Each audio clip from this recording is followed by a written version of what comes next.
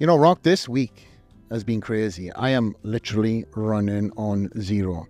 Talking of which, zero sugar, Monster, watermelon.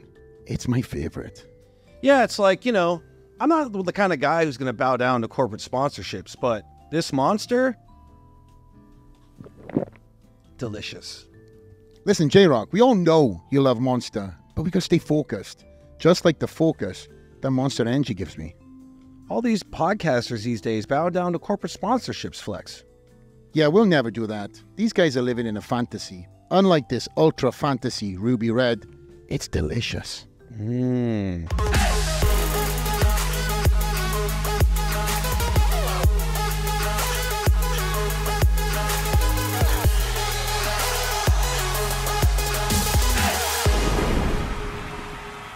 Today we have a very special guest joining us. She's a powerhouse in the world of sports journalism, known for her insightful interviews and unparalleled coverage of the UFC.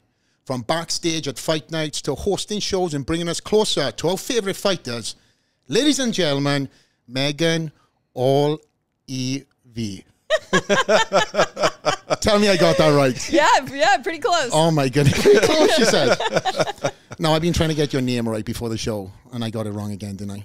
No, you're good. Olivi. Yeah. Olivi. Yeah. Olivi. It's easy. It's Just let it roll off the tongue. It's you that was messing up. You got to let it roll off the tongue, Olivi. Oh my goodness. Well, listen. My Italianness helps me just get right through it. So. Exactly. Well, welcome to the show. Hey, thanks for having me. A real honor. It's a pleasure. Thank you. I've been watching you for, my gosh, double figures now. I think the first time, and this is the truth, first time I seen you was maybe WEC days when you were interviewing Joe, your husband.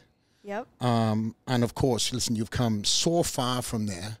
But were you into journalism back then, or is that was a natural progression? How did you get into it, actually? Well, so it was kind of by accident. I went to college for political science, and I had an internship. I went to school right outside New York City, and I was interning in New York, and I would come to work every day and talk to the guys about, like, the Yankees and the New York Giants, the football team, and you know, finally they were like, listen, why don't you do something with this for a living? Like, you're doing something totally random, but you're talking to us about sports every day. And I never really put two and two together. I grew up in a sports household. I grew up playing sports. And I never realized that could be a job. And I kind of had like a very negative preconceived notion about what it meant to be a female on TV or a female in sports. And then when I started looking into it, I was, a junior in college. I'm like, why don't I at least try? And so, yeah, I kind of pivoted. I got my master's at Fordham University, which is in the Bronx. And I wanted to make sure that I had a degree to back up what I wanted to do because lots of people want to do it, and just tried to start at the very bottom. I mean, I was getting people coffee for my internships and printing scripts and just tried to learn every step of the way. And so, yeah, I knew that I wanted to work in sports, but the whole MMA experience was completely at random. I got offered a job to come to Vegas. My brother was a very accomplished wrestler. I grew up in kind of like a wrestling hotbed for the country. And so I knew a lot of people already. And they were like, why don't you come move to Vegas and cover MMA? And I was like, well, I'm super poor in New York City. And so this is like a little more money and it's way less expensive to live in Vegas. So I gave myself a year to try, and then I've never moved back. Wow. Well, tell us about them first opportunities you had and breaking through as a female journalist into, a fight world. Yeah, I mean, I think, in the beginning it was like a little difficult. Here I am, I'm 23 years old, and I haven't proven myself. And so I think for me, it was like, you better know more than everyone else, and you better be more prepared. And yes, you have these 6 interviews to do today, but you better be ready to interview every person on the card and all of their coaches and their training partners and whoever it is. So for me, it was about making sure that no one could ever say I didn't deserve to be there. But I had like some really great female advocates in the space that were already there. Evelyn Rodriguez, she's from Brazil, but she does amazing coverage. Karen Bryant. So we kind of held spaces for one another. And then very quickly, when people saw both my work ethic and like the quality of content I was trying to bring to things, kind of those maybe negative emotions that were surrounding my appearance quickly went away. So I can't really say that there was too much negativity upon my arrival after a couple of shows. Well, we have. Oh, sorry, you going to say something? I was just going to say it must have been a bit harder, right? Because even on the female side, the sport really hadn't taken off yet, right? Like, I mean, we didn't see that until Ronda Rousey really kind of came in. And then we saw this explosion on the female side. So it was like you were kind of growing along with the sport at the same time. So it must have been difficult in that sense for sure. Yeah, 100%. And like Ronda, I think, was in Tough Enough a few years after I had sort of started this career. And so there was, you know, yes, there were women in Strikeforce, but there were not women in the WC. There were not women in the UFC. And so that was like the status quo for us. But it just kind of felt like, well, if you keep chipping away at things, like who knows what's going to happen. And then with Ronda, I mean, not only did she open the gates for a whole world of women and what they want to do, literally a world of women and what their aspirations could change to, but she also opened the doors for women like me because she liked doing interviews with me. So I got more opportunities to work with this giant star because I did quality work. And I think she was somebody who wanted to support women in the space who had worked their way up. And so I feel super fortunate to have worked in the Ronda era for sure as well. Yeah, right. That's awesome. Yeah. With Ronda, you mentioned her. Any other female inspirations you've had through working with UFC fighters? Yeah, literally every single athlete that comes across our way, like, is inspirational to me because I always say, like, you don't get into fighting because everything in your life was normal. There's very few people who are fighters that are like, oh, they had this like beautiful upbringing and a very easy life and a great household. Just like bodybuilders. Yeah. So I think that there's something to be learned from everybody. But I mean, Tatiana Suarez, who is a cancer survivor, she was about to, you know, make an Olympic team and found out she had thyroid cancer. She's had all these injuries. I mean, she's just listening to her speak about her journey when she's diagnosed at such a young age. People like Joanna Jędrzejczyk. I remember she didn't even barely spoke English the first time we did an interview, and here she is, this like international superstar. She's a badass. Yes, going into the Hall of Fame at the end of the month. And so Amanda Nunes, like, you know, who defeated people when everybody counted her out. Like, there's no end to the inspiration that you can find, and whether it's the first fight on the card with somebody making their debut and to somebody that we all know and love, like a Joanna or an Amanda, to me it's like I feel so fortunate because I get something every time I speak to one of our athletes. I know you have obviously relationships with a lot of these athletes, personal ones, outside of work. How hard is it for you to watch somebody that you truly love and care for take a loss? It's so hard. You know, I always say, like, it doesn't matter to me the outcome of any fight unless, you know, Joseph Benavidez was in there, and that's when I cared. Because you, for me, I try to always be, like, as center for everything as I can. But in general, whether I know the person really well or I don't know them at all, and you might hear, like, a really tragic story or something, it's so hard because, number one, there's nothing you can do to control it. Oftentimes they could just have an off night, or, you know, they're dealing with something, or, you know, it has nothing to do with actual skill level. It just wasn't their time. But after they do not get their hand raised, there's nothing you can do to fix that heartbreak. You can't give them medicine. You can't tell them to go to PT. You can't, like, fix it. And oftentimes the fights they don't win, that stays with them forever. They could have the most monumental victories in the world and historic moments and have accomplished so many things, but it's the ones that got away that almost seems to define them within their own brain, and that's what I try to really change, whether it's in the personal interactions I have or the professional ones. Yeah, I've seen a lot of guys backstage, whether they won or lost, break down with you. It just goes to show your rapport with these guys and what you've built off camera. You know, there seems that you truly get, like, the best version of them, even in the worst of times. Thanks. Yeah, for me, I've always tried to approach it as if that's Joe standing across from me. What would I want people to know about him? What sort of platform would I want to give him to answer or say what he wants to say? Like, for instance, Dustin Poirier, I just interviewed, and, you know, I've known Dustin forever. I know his wife. I know his daughter. We have been friends with them since the WEC days, so well over a decade.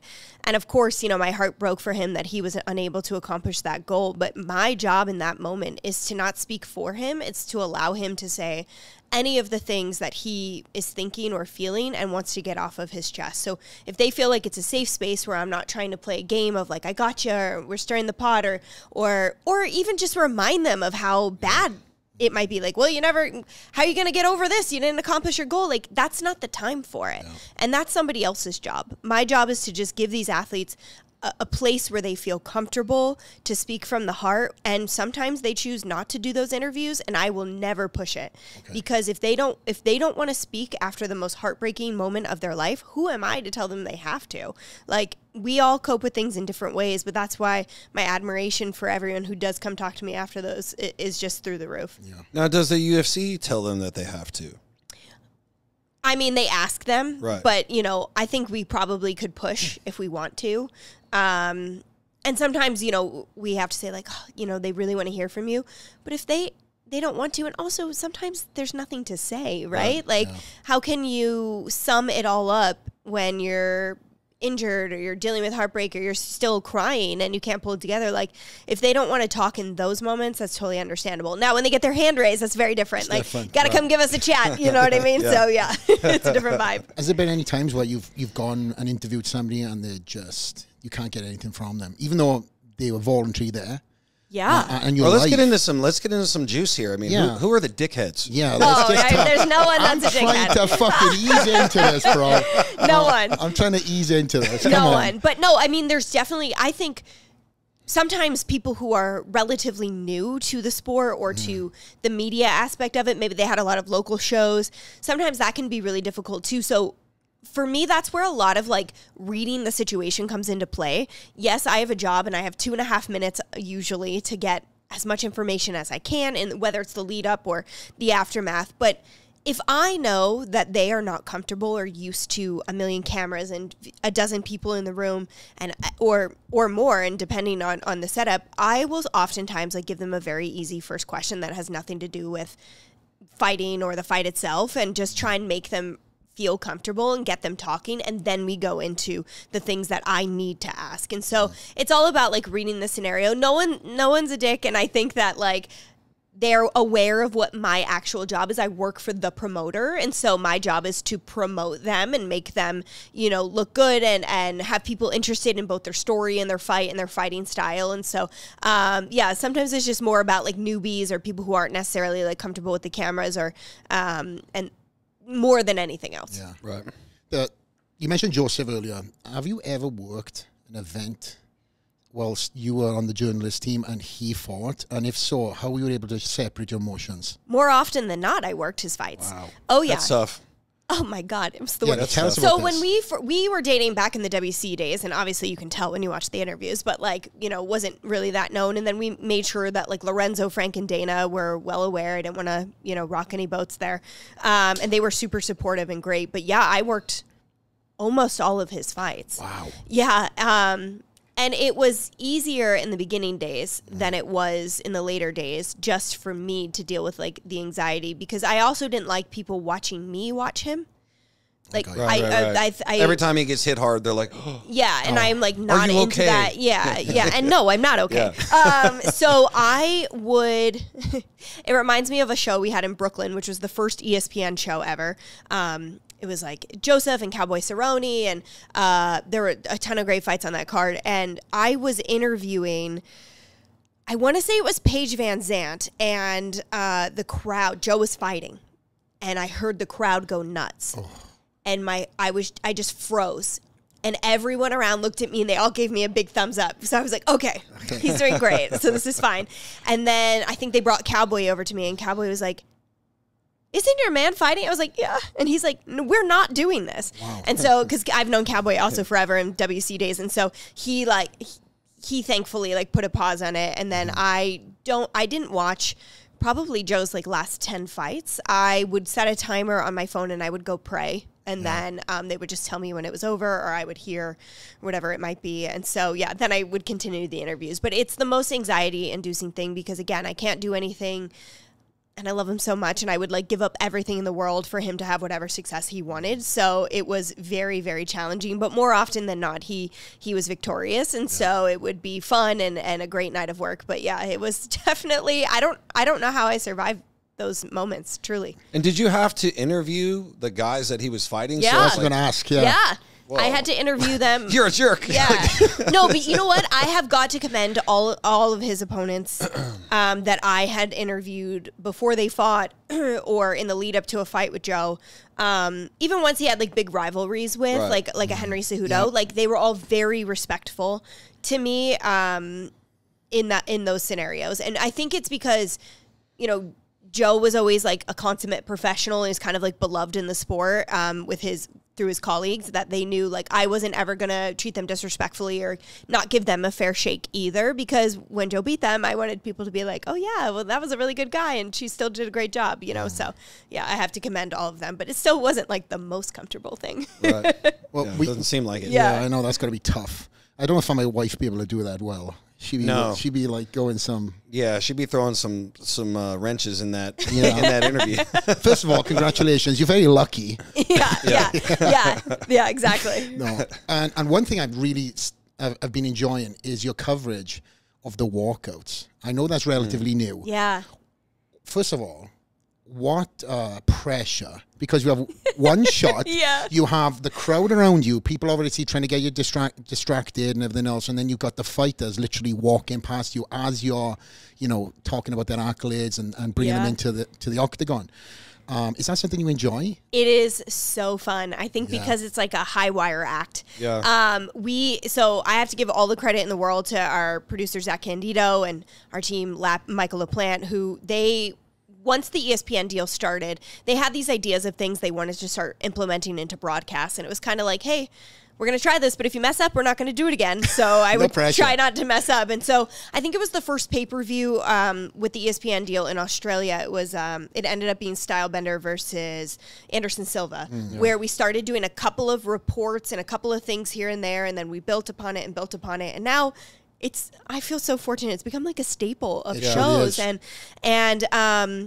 So basically how it happens is we do a rehearsal. I'll talk to the athlete. I'll write what I think is the most interesting story I can fit into 36 seconds or less. And then we will rehearse it. And sometimes I'll have to like cut things. Sometimes I'll work on the verbiage that I use because I'm like, oh, I can fit this better into this time frame.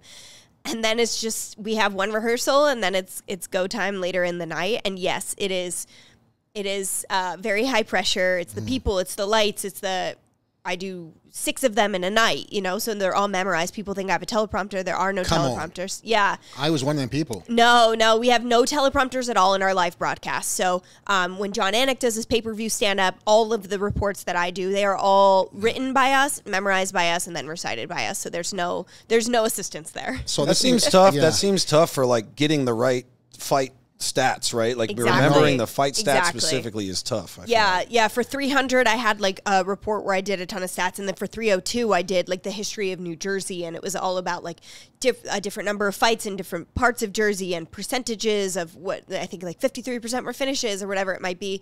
And so it is difficult, and memory plays such a huge role into what I do, because if I can't memorize those things and recite them off the top of my head, then we've got an issue and I can't do my job. Yeah. And then when you add in the people walking by, that's another layer. And, you know, I just got ran over at 302 at the end of one of them. And thankfully it was by the time I was off camera, but you just keep going, you know, it's live TV. Yeah. Tell me some tips on that, actually. This is an interest to me, because trying to memorize stuff without a teleprompter, it's not my forte. Yeah. You know, it's very hard. What kind of tips have you had from early journalistic days to now? Yeah. That you've done to get to where you're at? It's a great question. I would say I do have a huge benefit that I'm memorizing things I wrote myself. So I do think when you're trying to memorize something somebody else created for you, it can be a little more challenging. But, I started very rocky with this part of my job. I would try and memorize it word for word, and if I could get it out without messing it up, it didn't sound natural at all. It sounded like I memorized something, and that's what I was then reciting. So now I've realized, like, number one, you always have to be factual, so everything has to remain correct, but people don't know how you wrote it. So, if you forgot a line and then you remember, like, that's really interesting, I want to put that back in, like, fit it in. It's fine. And so for me, it's about making sure like I'm not so tied to exactly how I wrote it, but it's the idea of it, making sure the facts stay correct. But it's the key points that you need to hit that are in there, and then you fill it with your personality and different things. Exactly. Right? Because if you get so nervous and so tied to this particular way things are written, it's not going to work out. And that was like a pretty hard lesson. It took me years to learn. And I feel like just now in the past couple of years, I'm starting to realize, okay, it's more about like the vibe of what I wrote than, okay, every single thing. And so for memorization, my number one tip is like, no one at home knows what you're going to say. Now, oftentimes the order I do stuff has to be particular. We have graphics made. We have footage that's going to air. So I can't mess that up. But if I don't say a word that I really liked in my script and I'm like, oh, darn it, that would have been a better description. All right, well, it happens. You know what I mean? So it's just not putting too much pressure on yourself and not being married to the exact words, but being more married to the idea. Got you. Flex likes to picture everyone naked when he's doing his interviews. I hope you're not doing that right now. Definitely not. J-Rock got a haircut. Now he's like, everyone's picturing me naked. First of all, well, maybe him. Husband is watching and he's a fucking badass. So nobody's been pictured anything exactly. naked, okay? We're sorry. But if you had any like cringe moments where you've done something live and you're like, oh, literally every show. No, every time she talks to Sean Strickland, she's probably like, oh no, I love Sean. But I think we love Sean. Yeah, I think if you would ask any of us, like myself, John Anik, Daniel Cormier, there is not a show that goes by where there's not a moment where we're like, oh, I want to take that back. It just happens, and so they describe it perfectly. We have yet to be perfect on a broadcast, and we probably never will be. Every single show I say or do something where I'm just like, well, how do I even have a job?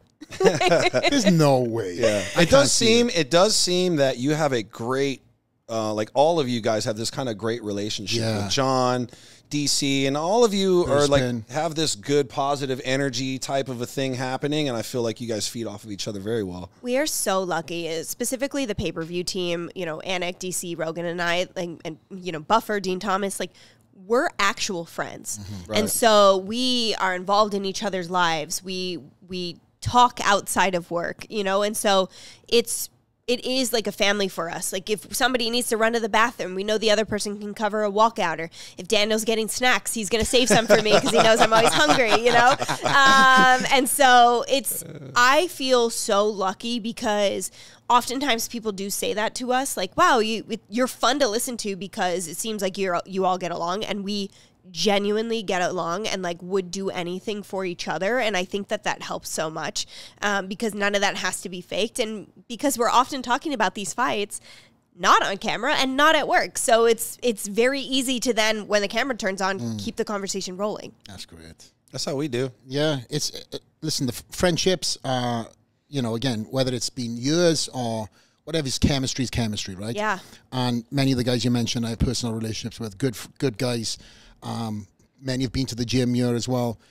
But again, when we watch the broadcast team and all the small little jokes and stuff that go along, and it's so authentic and organic, you really have such a great team from the outside in, and I know from just hearing that now too is great. Yeah, it's great. No, thank you. And it's not a day goes by, not a broadcast goes by where I don't like literally thank the Lord that I have the opportunity to do it, because I know it's a job that a lot of people want, but I also know the working environment with those colleagues that I share the broadcast air with. Like, I know that that's not the norm. And so to be able to have that and to have a safe space when I go to work every time with John, DC, and Rogan, like there's nothing better than that. It's also amazing what, the transition of what the UFC has done. I mean, it's just fastest growing sport in the world, right? Maybe pickleball now, I don't know, right? That's popping up everywhere. But it truly is. The UFC, from the time of the WEC to where it is today, and being a part of something like that and growing that, right? Because you're a part of that. You're a face. You've been there throughout this entire thing. That's really special.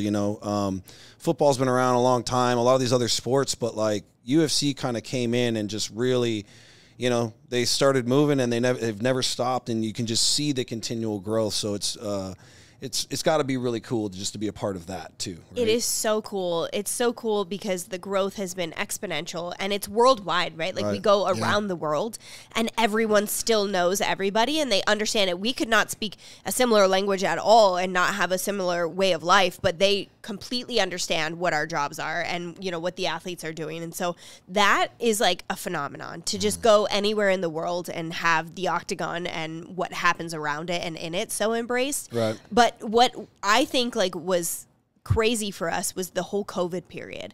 I meet so many people on a daily basis who are like, I started watching in 2020 and now I don't miss a single one. It's like, well, we've been around way longer than that, but okay. Yeah. Really smart. So Fight smart. Island like literally changed so much for so many people, for both viewers and for those, you know, who work inside of the organization. But the growth is crazy, but from, you know, the beginning to where, you know, where we were in those like the early 2000s to where we are now, and specifically with the COVID fans who have like who got a taste and then never looked away.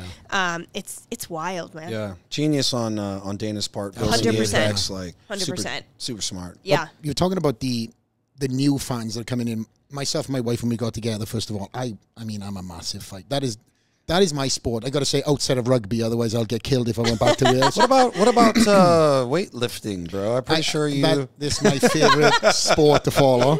Many may argue that bodybuilding might be a sport, so you know I've got a lot of grey area there. But my wife started watching it. Oh my gosh, we've been together 12 years, 13 years.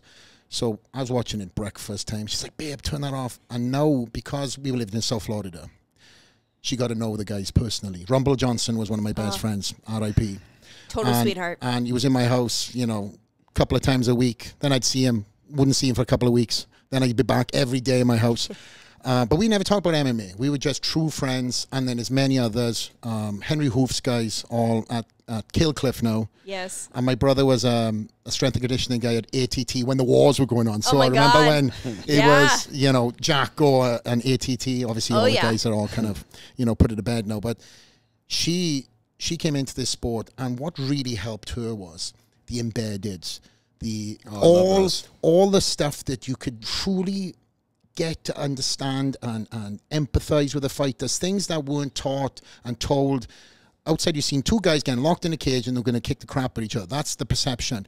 When you put a storyline and empathy to something, people love that. And that's how the UFC have done an incredible job of putting these guys and girls storylines out there so you can truly fall in love with the fighter, and the fighting is secondary. Yeah, that is 100% the goal of what I do every day, is to try to give people a reason to care aside from someone's fighting style, or if they're tuning in for the very first time, like, oh, I like that guy's shorts, or I like his haircut, you know what I mean? Because sometimes people will be at a bar and it'll be the first time they ever see a fight.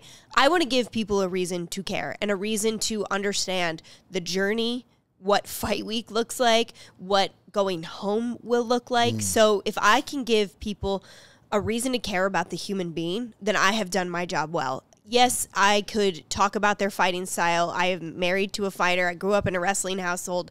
I'm very well versed in all of that, but that's not my job and that's not my goal. My goal is to make every single fighter feel like they have had a platform to share their story, share their ups, share their downs, share their journey to this point and what their journey might look like after, but also give all those viewers at home a better insight into who these people really are outside of competitors. Yeah. And it's really important because, like, you know, for me, you know, I remember the 24/7 thing that Floyd Mayweather boxing, said. sure. I love that too. Love that. And honestly, those build-ups for me are just as good as the fight. 100%. You know, it's like better sometimes. It's almost better sometimes. Right. Like, I want to see them training. I want to see the trials and tribulations. And I've, you know, obviously through those shows and programs, you guys have put me on to new fighters. That's where I found Conor McGregor, right? It was like on one of these, and I'm watching, I'm like, I love this guy. Like, I haven't even seen him fight yet. I've heard about him. And then it's like that buildup and then finally seeing him fight and then go, and I become a massive fan, right? So those interest pieces, I think, are so important. I think you guys have gotten it to a place where it's done better than anyone else. Like, better than anyone else. Boxing may have kind of started down some of those roads, but like, you guys have taken it to another level. the Ultimate Fighter even, right? The Ultimate Fighter was like a peek behind the curtain on with these guys. Obviously, they're all stuck in a house, so it's a little different, right? But there's those moments where they're talking to their family and they're about to go into a fight and they're talking to their kids and they're crying, right? And you're seeing that these are real people. And look how many guys have come through that. The Sean O'Malley's, et cetera, right? Yeah. And people forget, like, you know, the fight is the easiest part, right? I mean, the training up to the fight and the injuries and all the sparring rounds and all these kind of things. Like, people think they just show up and fight. Nah, like that training camp beforehand is where you're really most likely to get injured, 100%. right? And so, like, showing that struggle just to get into that ring. And a lot of times these guys are walking in the ring with injuries too, you know, and people forget that, like, they're human. You know, they're human beings, but they're just pushing themselves, you know, pushing their bodies. Exactly. I mean, most fighters, aside from a couple, would even call the Friday, they call that the fight before the fight with the scale, because they have to weigh a certain amount. And that's often what preoccupies their time, you know, Tuesday, Wednesday, Thursday, until they get into the scale. And then they've got a whole fight to think about. And you're right. No one ever walks into a fight healthy. No one. No. They might feel better than they felt other fights, and they're not going to make excuses. They're still going to walk in there. And whether the injury is physical or whether it's something they're carrying emotionally or mentally, you're right, the challenges exist, and giving people a peek behind the curtain doesn't just help the brand, it helps so much the individuals, because then it gives you a reason to care. And these guys who have allowed the cameras in or have allowed the storytelling in, they're some of our biggest stars today because of it. Right.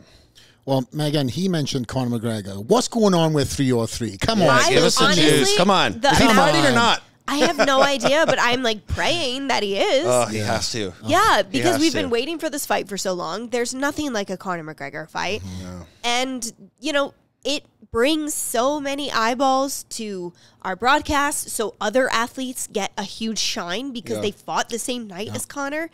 It brings so much to Las Vegas. Our city gets so much consumerism and people, tourism who are coming in, people who want to spend money. It's always a fun weekend when you get a Conor fight. It is. And personally, working with Conor McGregor, he's our superstar. And so to be able to work with somebody like that, you know, it is a huge highlight as well. And so I am praying. I have literally no idea. So the last I heard is, yes, everything's on, and hopefully I'm interviewing him sometime before 303 or before fight week begins, but that's all I know. Well, we all hope it's going to happen, because there's no bigger fan in this room than me. Yeah. I got paintings back there in a corner. I just didn't put them out. He gets mistaken for Conor McGregor all the time. I mean, look at him. You won't believe it.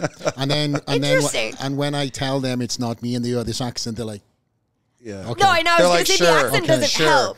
I know. It doesn't help if I go places and I'm with my friends that are all a lot taller than me and bigger than me. Yeah. And I'm kind of like in the front walking, like, you know, they're like, oh, is that? And all the guys, yeah, it is. Wait, I love that. Have you met Conor? We've been sponsored. This is the thing. I'm friends with all his training partners. And even if the guy's watching, him and I have been sponsored by the same supplement company, and we're two passing ships. We both know of each other. Sure. But we've never met. I know Hunter Campbell was trying to put something together. But interesting. How is he on a personal side? I mean, obviously he's got to keep up with his public persona, right, at times. But, like, when you have those personal conversations, how is Conor? Honestly, I can't say a bad word about him. He, from day one, which was the very beginning of his UFC career, he has been nothing but kind, caring, and truly compassionate when it came to, like, Joseph's times to fight. He would message both of us. He would message me, like, wishing him good luck and, like, giving genuine, you know, advice or courtesies and things that he cared about. And just, he didn't need to do that. You know, why would he even know that Joe was fighting? You know, he's off on a yacht somewhere, but I literally cannot say a bad thing about him. He always asks about, you know, me and Joseph and things going on in life. And he sees things that happen. Like when I got when I started doing the NFL, he knew and congratulated me about it the first time I saw him afterwards. And that was huge to me because, again, why you don't need to know that. But the fact that you do and you remembered it and you wanted to say it to me, that matters. I can't say a bad word about my interactions with him in any capacity, personally or professionally. He's great to me. It's great to hear, you know, because he's such a big part of the UFC. And I can't wait to see him fight. I hope he does well. I love Michael Chandler. but I want to see a great fight there. You know, him fighting, I think it's just good for the sport in general. Yeah. I agree. And Chandler, we actually sponsor at Arsenal Strength, so I have to stay neutral. Yeah, there's a neutral thing happening. It happens like a lot like that, you know. I know, it's tough. Well, listen, nobody wants this fight to happen more than Michael Chandler, right? Like, 2 years. Yes, exactly. Yeah. So I hope for both of them, for the sport, for everything, that this comes together, and I also hope that it comes together without an asterisk. That there's not something wrong on either end, or there's not going to be something we find out later. I hope it just comes together. Everybody's healthy. Everybody is willing and ready to compete, and we get a great fight out of it. It's a great point to make, because what I'm hoping for is that Conor in his last few fights, you know, he's able to, you know, really shine, or, you know, like the fights are going in a way that he doesn't end up like where Mike Tyson started getting into these weird fights, biting people, or like the fight would get stopped because there's a low blow, or, you know, like it wasn't like his way out of the sport, I felt like could have gone a little better for him, right? And I'm hoping that Conor, you know, obviously it looks like he's training hard, and he just needs to put a good performance in for himself, which I think he will. But the knee or the leg injury, you know, it's always a factor as well, right? When these guys come off these crazy injuries. So titanium shin. Yeah, yeah. Well. Yeah, carry on. I will jump in your... No, jump in. I know you got that fucking pretty haircut. I was only going to say... Oh, there's your compliment. There you go. I was only going to say, and as you mentioned, the NFL, right? Like now, you know, you didn't grow up in an NFL house, right? You grew up more in a fighting house and wrestling. So now you got to jump into a new sport, right? And now you got to learn about all these different things within the NFL too, which I feel like that's a giant task. Right? Yeah. Well, I watched football every single weekend of my life. So my family participated in combat sports. I played softball my whole life. And then we watched football and baseball every day. So I had a great understanding of the game and big stars. I grew up a New York Giants fan. And so it was easy in terms of that, but the world of NFL broadcasting is so different than what I do with the UFC, and even just the rules of where you can stand on the field, where you can go, what you can do, what you can't do. Most of that is audio. You know, you're hearing the reporter's voice. You're not necessarily seeing them a lot during the game.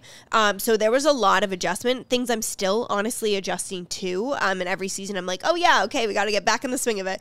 But it is unlike anything else. Like, football is America's sport, and so it is. You know, when I work a Fox NFL Sunday, it could be the worst game of the week. You know, it's still an NFL game, and there's millions of people who still very much passionately care, and so it is such a fun balance between the world of UFC and what we do for our 8-hour broadcast, and an NFL game where I'm not even at the venue for 8 hours. Right. With all these new feathers you add into your hat, how do you balance personal life? Yeah, I prioritize that. Like, nothing comes before my marriage. And so if Joe can come with me, if I have extra time, whatever it is, like, I'm devoting that to my personal life, my household. And, you know, my job is very time consuming, but it's something we do together. We watch all of the games together. We watch fights together. I'll run a lot of things by him in terms of like my notes, or, hey, I'm going to interview him, and I want to say something like this, you know, and so it's very collaborative sometimes. Oh, that's great. Yeah. But I don't have a ton of personal time, but I try to make the most of it. My family and friends are all on the East Coast. I try to do everything I can to see them as much of the year as I can. I call them every day. I text all my friends all the time. And but nothing, I don't prioritize anything. Like, Joseph comes first, my household comes first, my family comes first, and then after that I get to do all these amazing professional things, and for me, that's like the perfect balance. So you guys travel together? Yeah, he comes with me all the time. If I have like an NFL game in a cool city, I'll be like, hey, I have to go to Chicago or Miami or whatever it is. You want to come? It's not like you don't have a cool job. He's like, right, exactly. I have to, babe. Yeah. He's like, okay. Yeah, and then he'll go play pickleball in whatever city we're in for like 5 hours a day, and then maybe go to a museum, and we'll have dinner together. So it's not like, you know, there are days where I can't really spend a ton of hours with him, but we start the day together and we end the day together far more often than not, and that is like what's most important to me. Can we have coffee together in the morning, and can we have dinner together at night? I love that, you know, because I think it's such an important balance, and, you know, finding that, like, I tell Flex all the time, he's a great dad, you know, and that's that's admirable for me. You know, I don't have any kids yet, only the dogs. But like, I appreciate, you know, people who can push themselves to the max, but also make sure that they're doing these things in their life that they need to have real fulfillment. Because I've been around a lot of guys who've been very successful, and they left all those other things in the past, and now they're trying to go back and figure those things out, right? So it is a balance that has to be carried, and, you know, obviously you're carrying it very well. Thanks. I try. To me, it's like, and I mean, I know I could devote like more time to social media or all these extra things. And it's something that people I work with, or, you know, my representation or whatever, will be like, oh, you could do a little more. That's going to take more time away from the things that are important to me. Like, I'm sure my pocketbook would like it if I did a little bit more, but like, that's not what's fulfilling me every day. And I'd rather make the sacrifices on those ends than like do a poor job at work or do a poor job within my household. I agree completely, right? That's what's going to fulfill you. Yeah. I was going to ask your relationship with Dana. I have a fantastic relationship with Dana. He, in fact, when I moved here, when I was building this gym out, he found out, him and Hunter Campbell found out that I was here in Vegas, and I was watching the fights at the Apex during COVID. I love it. So I seen you, but you were running around. I was going to say running around like a psycho. I'm sorry. And we had to keep, you know, our social distancing. Sure. Until we went backstage. But that's another conversation. Anyway, we're out the clear now, right? But Dana has done so much for so many people. Can you tell us a story you may have not told before about your relationship with Dana and how he's impacted you? I mean, I just think it's undeniable. The fact that he, number one, the things that we all know about, right? The chances that he takes, the stories that have been told a million times, you know, from The Ultimate Fighter to Fight Island to, you know, Dana White's Contender Series, all of those things are things we know. But, you know, within the building, there was not a reason to give me even a chance. There really wasn't.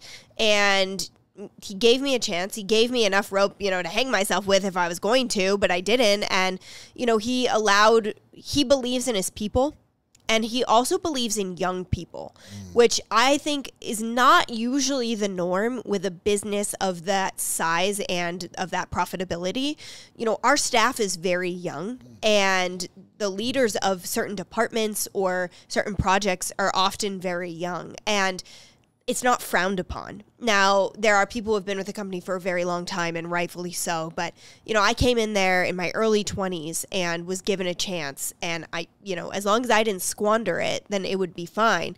But that's not necessarily the same opportunity I would have been given with the NFL or with, you know, tennis coverage or whatever it might be. They're going to wait for a more seasoned veteran, but he's very much about building, you know, within and getting somebody in there and being able to shape them and help them learn while they're there. But oftentimes some of the best ideas come from our youngest staff members. And for me, I think that's always been huge, because I've worked officially at the UFC for over 10 years now, been an employee for over 10 years.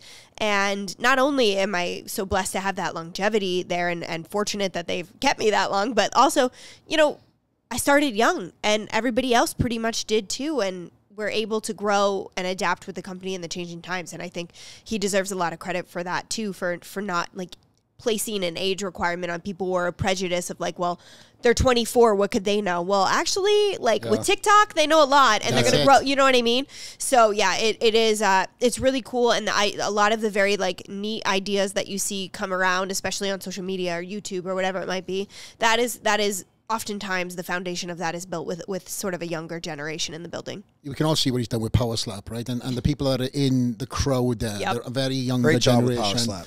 And how that's been able to propel itself through a different view and thinking point of having influencers, athletes in the earlier Power Slaps, you know, not open to the public, just to promote it. Everybody's got a phone. Right. You know, every scene it's is connecting culture, knocked. right? The way I see it. He's got entertainers, he's got athletes, got UFC fighters, and it's really like he's blasting a wide demographic of people to show these people like, hey, check out my new thing. And it is different, right? Like Power Slap's really different, right? And some people, you know, it's like they love it, and some people hate it, but whether they hate it, they're still watching the clips, right? But he's done a great job getting that in front of the people. Yeah, absolutely. He's super creative with all of that. Any cool stories you want to say about Dana? Or am I putting you on the spot? I wish I could. I mean, he paid for my rehearsal dinner, my wedding. Wow. He showed up. He was to be clear, none of them were invited because I didn't want to invite like Lorenzo, and obviously Lorenzo's not going to come to my wedding, but I didn't want him to feel like I invited him to get a gift. Do you know what I mean? So I did, because I just hate any of that. I'm not here to ask for favors. I'm not here to like try and get something out of you. So they were all like so supportive and so wonderful. But my rehearsal dinner was at Red Rock, and halfway through, Dana walks in with one of his kids to sit down and have dinner. And I don't think it was a coincidence. I think that he knew. And then I was told, hey, your bill's covered. And then he had paid the bill. So, yeah, unbelievably generous. In no way, shape, or form would I have ever expected that. And it was so kind. And he didn't have to do that. You know what I mean? He didn't have to, but he chose to, yeah. There's so many stories like that in this town where Dana's just come in and, you know, on one circumstance that you heard that Dana was in the right place, right time, and somebody was getting married, and you give him $5,000 just for, you know, good luck. Yeah, there's a lot of those. I mean, just literally this week, you know, I have a good friend of mine who's a veteran, combat veteran that connected with Dana early on. He was like a guy in the crowd that had a sign like, I want to come to the UFC, I want to meet Dana. And Dana saw him in the crowd and picked him out, and they built this relationship. And, you know, this guy, we just did a veteran charity event recently, and he's been having some struggles, ran into Dana. You know, the VA check hadn't come, and he was just explaining some of these things to Dana, and next thing you knew, Dana took care of all the bills, you know, took care of him at Red Rock and set the family up. And, like, you know, there's no cameras around for that, right? It's a real thing that he wants to help people. And like, for me, I like to align myself with humans like that. Right? Even the way the company, the direction's moving. I know sometimes there can be a little political stuff that kind of gets involved as well, and I try to stay away from politics in business, but there is times you got to stand up for the things that you believe in, and Dana is that guy, you know, and he does what he feels is right, and whether people like it or they don't like it, you know, he pushes forward. Unapologetic, yeah. I think that's really set the tone for the company too, like getting through Fight Island, getting through some of these other things, you know, and forging ahead. So it's like, you know, you have a company that is also, you know, pushing forward no matter what, political. We got a lot of different things happening in the country. And it seems as though Dana is on the right side of those things, in my opinion. Yeah, it's a wild journey, man. Yeah. I know, obviously, with the inclusion of WWE, are you getting involved with anything with the WWE? I am not personally, and I don't think that the two are mixing too much. Okay. But there is a little bit of crossover. I think like marketing and sponsorship. I think a little bit of production is going to cross over. Yeah. I just went to that event the other day. At the Apex, right? Yes. And honestly, the girls, the females, the wrestlers, like they were impressive. Like they did this chair or a ladder thing, and like I'm just like, look, I know that like this, they're rehearsing these things, but they're still like, yo, you could break your arm right there, and like the girl got thrown off a thing onto a table, and I'm like, that table's still a real table. Like, I didn't, you know, I didn't know that. Yeah, I went to a WWE event a few years ago at T-Mobile, and I think CM Punk was in it because we're really fortunate to have a great relationship with him and his wife. I adore them as human beings. But we went, and I was like, oh, okay. And then the match started, and I'm like, wait, is that real? Is that metal? Right. And then I started getting so scared for them. I'm like, what are we doing? Yeah. You know what I mean? And then I realized, like, oh, all of this is real. And then I would ask, you know, Punk and his wife about, like, how do you do this? And they're like, well, you flex your back like this to try to, like, take the hit different. You're still taking the hit, though. You're still taking it. I had no concept of that. I did not grow up watching WWE, so I didn't know that, like, everyone says, oh, it's fake, right? Like, I cried when I heard it was fake. I know you probably did too. It ain't fake. But they're right, because they're still very much hurting themselves. Yeah, 100% they are. And so, that makes me It's still a lot of skill nervous. involved. Yeah. Absolutely. I imagine they must practice so much just to get, because there's so many times like their heads coming this close I can't to handle getting hit here or this, and it's like, it is impressive, because that was actually the first time I've ever actually gone to one in person. Who do you think would be a great wrestler from coming out of the UFC? I think so many Conor. of our guys. Well, yeah, Conor would be great. Chael would be good. Chael would be amazing. Yeah. I think so many of our roster would be great because so many of them are actually like very funny, very witty, very smart. You kind of like have to be in a gym full of bros, right? And fight each other every day. And so I do think that there could be so many great crossover stars. I wish I knew the WWE roster well enough to know like who could come from that world potentially into ours. But I think that would be really fun to see. I just don't want it to blur the lines of people misunderstanding. Like ours are very much not predetermined. I want to see these guys start crossing over into power slap. Ooh. Like I want to see some. She's like, no. She's like, no. I like these guys too much. She says. I think the crossover stuff is interesting, right? Like, what do you feel like with these UFC boxing thing that's kind of happening? Celebrity fighters fighting. Yeah, Jake Paul, right? Like he's been doing this thing. Like, do you like that? Do you think it's good for the sport? I mean, I don't particularly watch Jake Paul fights, but I have nothing against them. Like, if people are getting paid and they want to be doing the thing they're getting paid for, no one's forcing them. It's a fun adventure for them. More power to you. Right. Make your money. You know what I mean? The lifespan to create a large, bounty of wealth in this particular form of work is not huge. You can't do it forever and ever. So if you have these opportunities that excite you and you want to do it and you're getting paid well, like, go for it. Why not? I agree. I feel like he's opened up a lot of people don't like him, whatever. But when people don't like you, they still watch, right? Sure. People 50-50 were with Floyd Mayweather, right? Yeah, exactly. But they watch what they either want you to lose or they're watching for you to win, right? And they're still in the comments too. And spiking the algorithm. In the comments.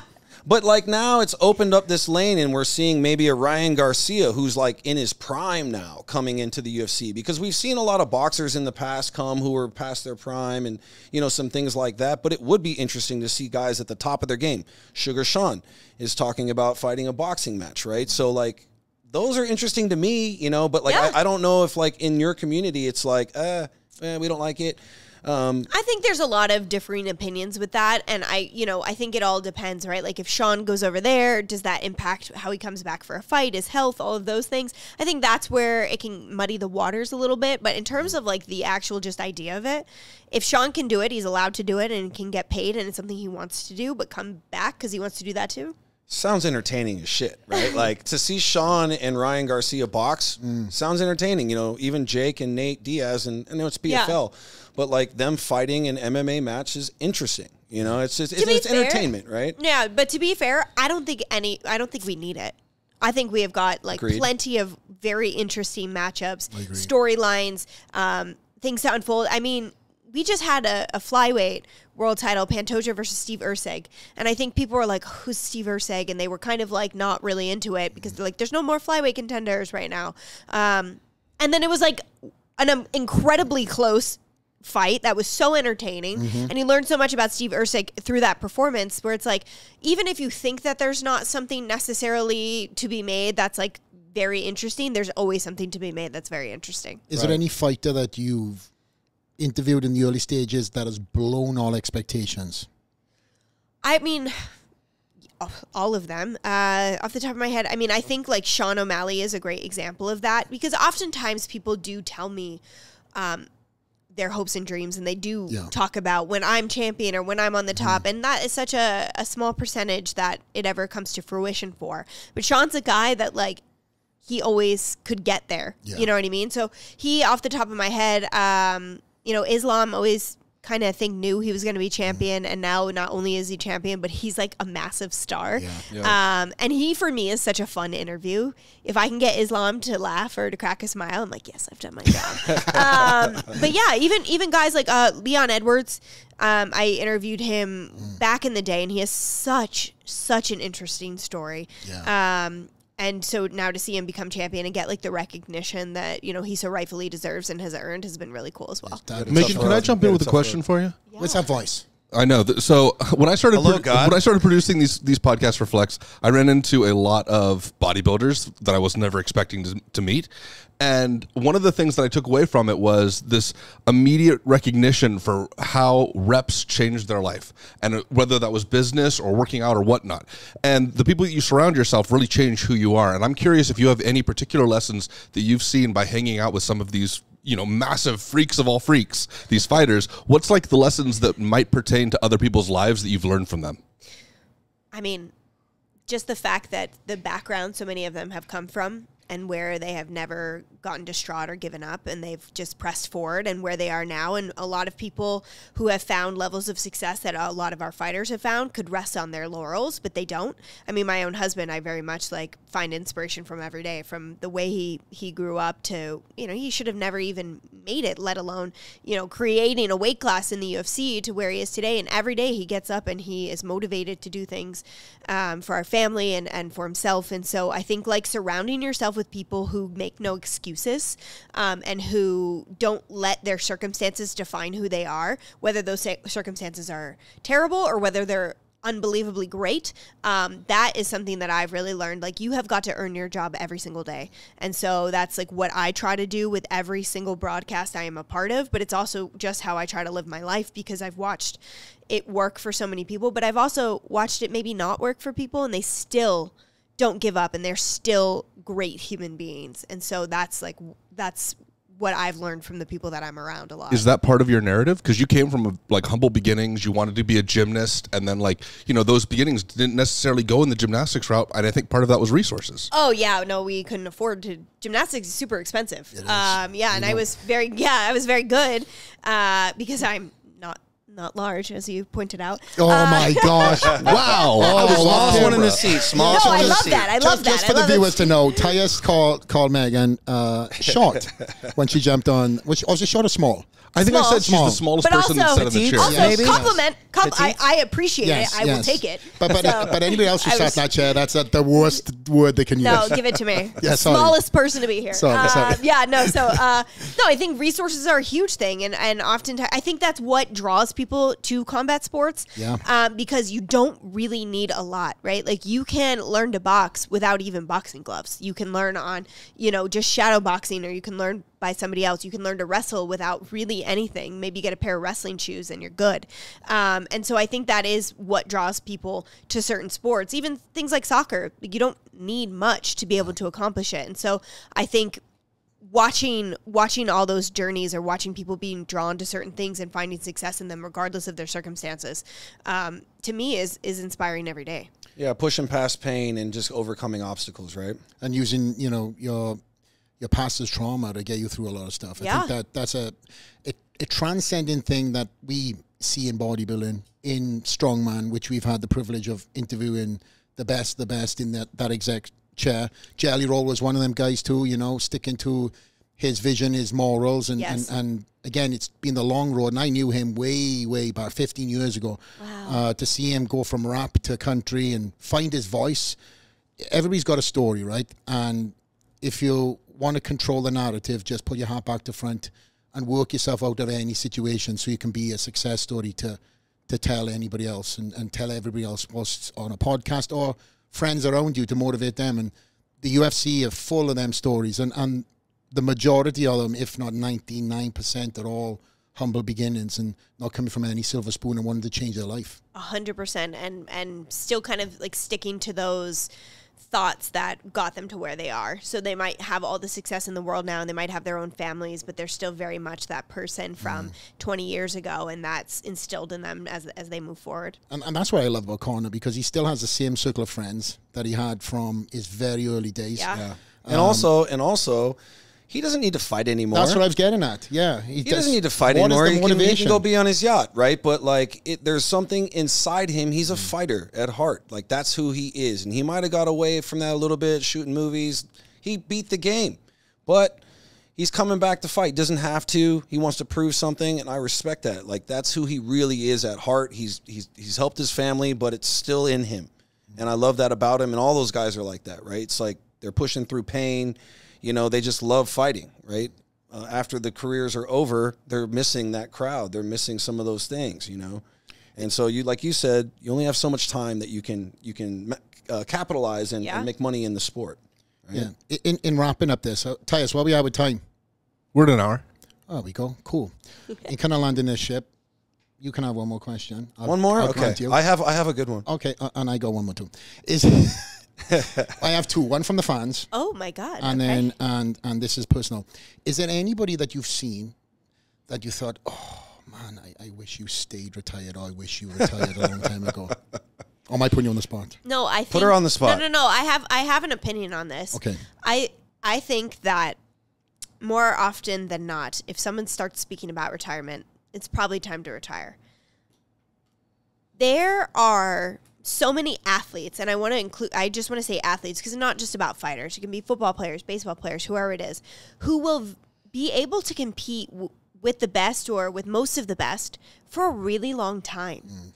And I think that is always appealing to athletes to be like, well, I can still, hit this many home runs, or I can still get this many sacks, or I can still, beat this many guys in my division. I think that will be there. I mean, they could be 50 years old and probably find some level of success if they want to. But I think that to not make the sport retire you and to choose to retire is such a beautiful thing, because generations before this haven't really had that pleasure of being able to retire before the sport does it for them. And so for me, I always feel like if they are thinking about retirement, if they're grappling between the decision of retirement or not, I hope that they have the real conversation with their family and choose the path that's right for them. And I think when people retire, it's probably in their best interest to always stay retired. I think that there's success to be found, of course, in these opportunities that may come out. Hey, come out of retirement for one more fight. Joseph retired and literally within 3 hours had a very big boxing offer in his inbox. And I'm like, hey, I love you, but like you came out in one piece. Yeah. You might not come out in one piece after a training camp and another fight.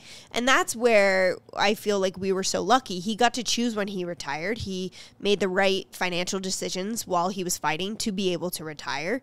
And we could have a conversation together. I know that's not the case for many athletes. I think it is a lot more moving forward. But, previously, I don't think that was huge. So the temptation could be there, but it's like, what are you sacrificing potentially to come out of retirement, as opposed to what the benefits are for what you could get. So I do think retirement is a very, very delicate topic. I think it is a struggle for all athletes. They probably need a lot more resources in terms of mental and emotional help for that transition of life, because you go your whole life being an athlete to not. And can't just turn it off. Right. And crowds and what's my purpose now and what am I good at now? And I would love, like genuinely love to try and figure out a way I could put together resources and even workshops and stuff for athletes to figure out like what their next paths are and preparing people for retirement, which Joe does now in his, his post-retirement life. He helps guys figure out how to invest in property and how to have income while they're still fighting, and then how to build equity, because that's what allowed him to retire. But I think retirement is such a sensitive topic that they need more abilities and tools to cope and make that transition easier so they don't have to come out. There's nothing worse than seeing an athlete that retires, in my eyes, and goes out in style. Everybody makes a big fuss. And then he's coming back. It's like, oh. But remember we did that whole thing for you for 7 minutes in the broadcast? Right. Dana was like, you're not getting, somebody put their gloves down. We won't have to mention the name. But somebody's like, we're not doing that all over again. I feel like Dustin is at that crossroads where he's spoken about it briefly. And I can only attest, because I went through so many injuries for so many of them titles. Not once did I think about retirement. But to your point, the moment it popped in my head, it was a hard fight for me to put at bay. And I tried. I thought it was a test from God. And I kept fighting months and months and months. And then in the end, I was like, maybe this is the sign for me to exit. And it was. And it's also tough. I mean, you were 7-time Mr. Olympia, so you had already gone to the top of the mountain. I feel like for the guys who haven't gotten that title and they're still like, man, I just really wanted to win that title. I'm still, and Dustin is a great example. He's still competing at the highest level, and he almost beat Islam. Yeah. Right. So it's tough to like walk away, I feel like, at that point. And some of the guys who just never made it to their to that moment that they've always wanted, it's hard to walk away from that. Right. And maybe financially they didn't build themselves, during that period of time as well. Right. So that becomes a factor in life. Yeah. What are you fighting for? Right. And you have to really have those honest conversations with yourselves and your loved ones to figure that out. Yeah. Stuff. Well, I was actually just going to bring up a point because, I've been a fight fan a long time, and Joseph, right? Scrap Pack. We have a suit for you with Stitch, and I don't know if that's something that he still has going on. Oh, the Dapper Scrappers? Yeah, Dapper Scrappers, right? Yeah. Dapper Scrappers. I messed it up. No, Scrap Pack is like Gilbert Melendez and the Diaz brothers. Yeah, and you're Jake right. Shields. Right. Yeah, No, yeah, so yeah. the Dapper Scrappers. And I remember this from back in the Yes. day because, you know, I've been with Stitch now. It's 11, 12 years, right? And so the Dapper Scrappers was a thing that was around early on, and I've always paid attention. And I know Joseph was the guy Yeah, who started he that whole created it, thing. yeah. So I'm just wondering if he's still stylish, if he's still doing all that stuff. First of all, best question. I love this because I'm from J-Rock. Best. No, I love this. So Dapper Scrappers, it was amazing the way the athletes would be like, Megan, is Joe coming? Is Dapper Scrappers here? I got the best outfit. Yeah. And it was so cool because they fight in a uniform, or they fight, you know, guys are just wearing these little shorts. They don't get to show who they are, even on their walkout clothes. And it's not like really the NFL where, you know, when they come in for game day, we're displaying their outfits and, you know, and the NBA, this is their pregame fit. And so the way the athletes embraced it was so awesome. And Joe has just always loved fashion. He's always expressed himself that way. That's what I do on broadcast. We are very much like clothes hogs. But he loved it. So the reason it kind of slowed down or stopped was during COVID, they couldn't come and get access. You know, everything was closed off. Media days where people were just wearing their provided fight kits to stuff because there was nobody able to really be there. Right. It's funny that you bring that up because somebody just asked him to kind of revive it and want to do all this stuff. So maybe Stitched and Dapper Scrappers can figure a plan out because the way the athletes embraced it was so beautiful that it's like that was their platform for it. So yeah, I was just a fan and it stood out to me. Obviously, I was in fashion too, and I was like, oh, I love this, you know. And I always kind of wanted to understand, you know, if that was still going, something he's still passionate about. Oh, yeah. No, still loves it. I mean, cool. he owns the website and the Instagram and the trademark and all of that. It's still, like, super important to him. I think it was just about, like, the access. And then he retired, and it was, like, figuring out his life before we went back to that. Yeah. Right. Yeah. Well, we got one question from the fans, and I kind of fall in J-Rock's best question of the day. Anyways, it's not as good as his question, but nonetheless. Do you have any hidden talents or skills that people might be surprised to learn about you? I mean, I'm a good cook. I've seen you cooking. Yeah, I am Italian. Yes, I'm a good cook. What's your dish? Well, I make all my pasta from scratch. She does. So She's posted on Instagram. Yeah, I pretty much make... Every meal is pretty much from scratch in my household, and I usually make 3 meals a day. So, I'm like a big cook. I'm an all right baker. I'm pretty good. I have this this is a weird hidden talent. I wish Joe was here to at least attest for me. But when people sample a song in their song, I can, like, I'll know right away. Like, that's like this old song. Joe will be like, how do you do that? But my brain just kind of operates that way. I get it because, like, I'm a dude that I have, like, a lot of handshakes. People are always like, you guys have the craziest handshake. It's evolving, too. I wish I was good at math, but, like, handshakes, I'll take it. You know? Yeah. I guess memorization is probably, like, my best. This guy, I don't know how many times and where we've been, but people will come up to him that he's known for all these years. Sometimes he hasn't seen her for a long time, and it's this guy, and I'm like, what the heck it's so impressive. You guys I had no clue that was coming when you gave each other the handshake today. I was like, what is happening? I feel like I shouldn't be here. Tyus, the voice from God over here, he gets nervous every time I put my hand out. Yeah, I'm just afraid to bring it. I don't want to embarrass you. Before we break, I was actually intending to do this at the beginning of the show, but big day. This is coming off. There we go. Take it off. I should have done believe it. It's about time. I had the clearance. I had the clearance yesterday. It's been messing with our PPP time. It's been messing with our training session. So I have this incredible gym, but we still end up training in the garage in the house. Yeah. Yeah. Why not? The good stuff happens. Believe it or not. Does where it the magic feel freeing? happens. I mean, it's 105 degrees, so alone that has to feel great to have off. To be honest, that thing is a pain in the ass. It's not meant for anybody with oversized forearms and biceps. So this thing would go up and down, up and down, up. It served a purpose in public so nobody would come and manhandle me, right? I got a lot of wild fans that, again, lose all inhibitions when they see me. So that kind of gives them the stand back. And the doctor basically said to me, you can start taking it off now, but I got to wear it around the gym. So I put it on for us to walk around. I forgot I had it on. But nonetheless...